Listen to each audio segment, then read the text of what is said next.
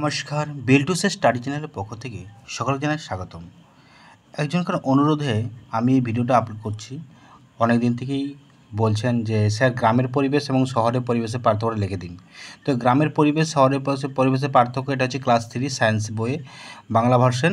তো এই ভিডিওটা দেখার পূর্বে লাইক, কমেন্ট করবে, শেয়ার করবে আর পাশে থাকা বেল আইকনটা প্রেস করবে অবশ্যই, যাতে ভবিষ্যতে এই চ্যানেলগুলো কাজে লাগতে পারে। আর বিল্টুসের অফিসিয়াল ইউটিউব চ্যানেলে মেম্বারশিপ নেওয়া হচ্ছে। মেম্বারশিপের জন্য 115 টাকা ন্যূনতম চার্জ।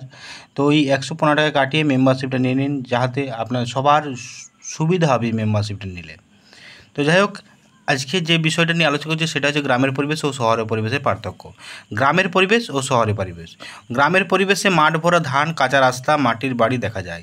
শহরের পরিবেশে চারিদিক বড় বড় অট্টালিকা, পাকা রাস্তা, অজস্র গাড়ি দেখা যায়।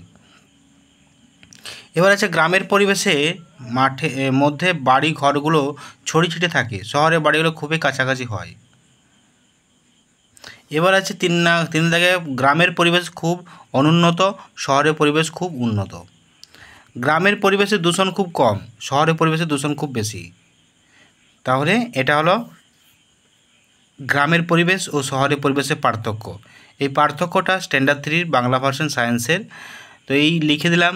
এরকম প্রশ্ন যদি থাকে অবশ্যই কমেন্টের মাধ্যমে জানাবেন, আমি উত্তর লিখে দেবো। যতটা সম্ভব হয় আমি লিখে দেওয়ার চেষ্টা করব।